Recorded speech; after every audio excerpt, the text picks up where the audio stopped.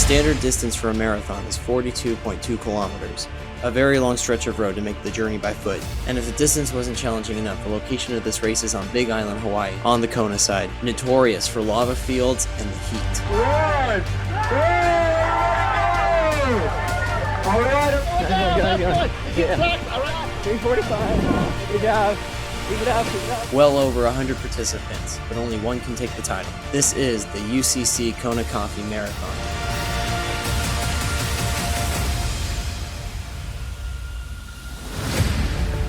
The UCC Kona Marathon 2025 edition. So for entertainment purposes only, I hope this video will persuade you guys to come and sign up for Kona Marathon 2026.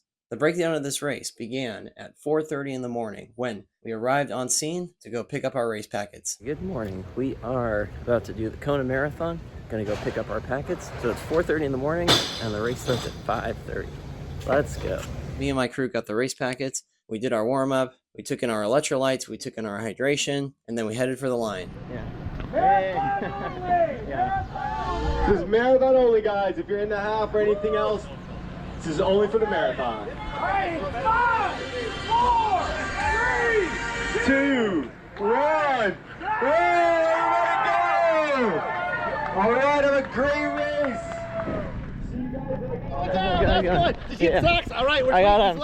I don't know. She got the black ones. Awesome. She came in clutch though. Thank you. You bet. All right, I'm gonna run with these guys. Is that a little camera? You are so cool. So much. Okay. I need to do that. That's mile 2. We did a 6:40. So we're going a little faster than we need to, but we feel pretty comfortable, right? On the runway. Yeah. Perfect. Apparently this is just counts, but it's perfect. Yeah, look at that. Here's the pace group. 3:45 pace group right here. Good job, guys.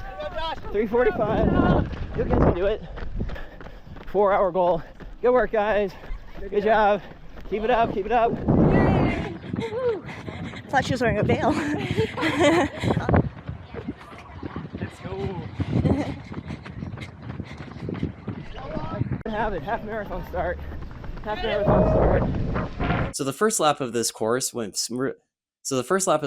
really smoothly for me and Jansen. We were running about a 6:45 pace, and there were plenty of aid stations. Approximately 1 to 1.5 miles, you're gonna have an aid station there, and they've got a lot of great stuff there for you. They have gels that have caffeine in them. They have gels that don't have caffeine in them. They got water. They have electrolytes. Pretty much everything you need, it's gonna be there for you on the course. So after this final aid station before the turnaround, Jansen and I finally got to the first turnaround, and we were on our way back.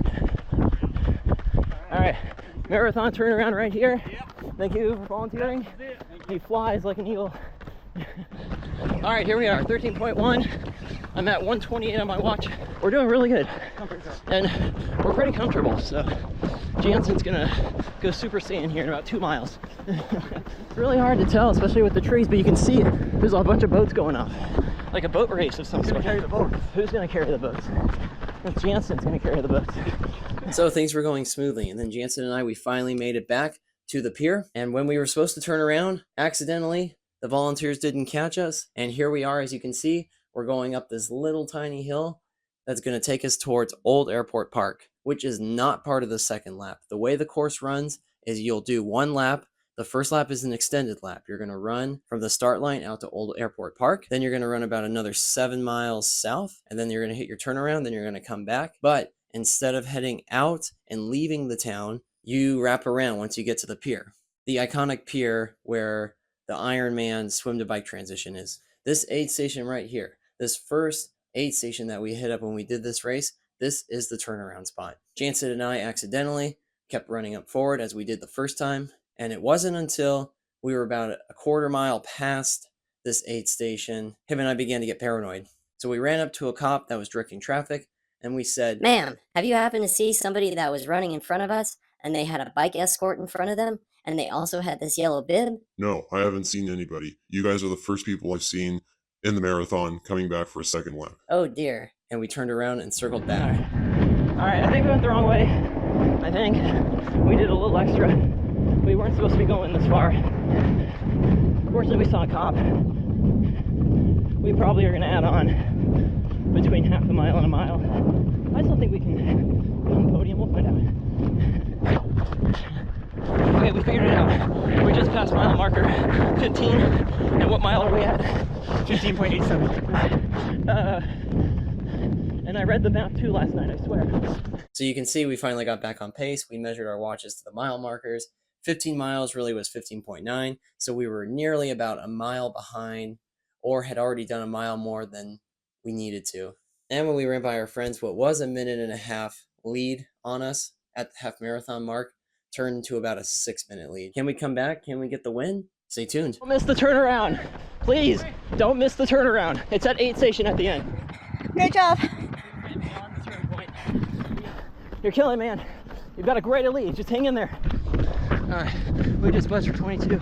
Now it's really getting hard. 4 miles left to go.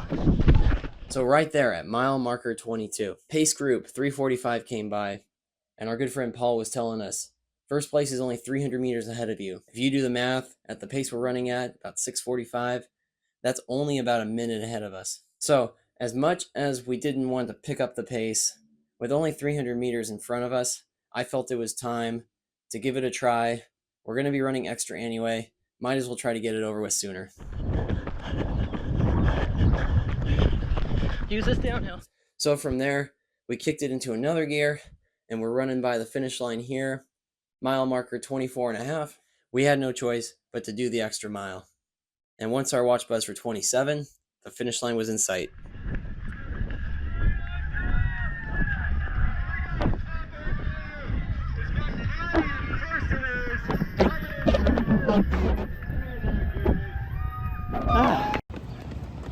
Good job, good job. You're looking strong. Looking strong in the video.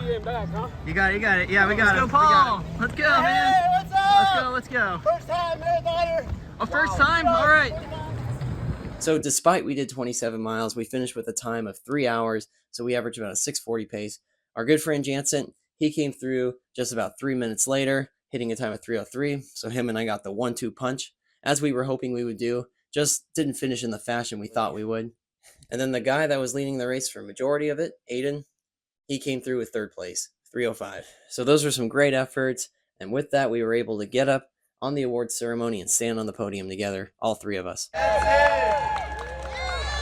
Jansen doing a time of 3:03.40, 7 flat exact pace overall. There's a guy, he literally races multiple times in a weekend. He's a little loose and he runs with a GoPro the whole marathon. It's just a little nuts. Come on up, Josh Sappington. Come on up, Josh. He did a time of 3 flat exactly, 6:3. Overall, despite the hiccup running further, the volunteers not catching us, this was a great course. We were running along the waterway most of the time. The race started pretty early, so it didn't get hot until maybe the last hour of my race anyway. And there was plenty of nutrition on the course. Unless you have a very special product that you like to use, I would recommend just come to this with your singlet and your shorts and your shoes. You don't need to bring anything. Overall, for the price of a marathon, you get a lot more than what you pay for this. So I had a good time. I'd come back and do it again. And hopefully this persuades you guys to sign up for Kona Marathon 2026. And if we see you out there, look for the GoPro. All right, we'll see you guys later.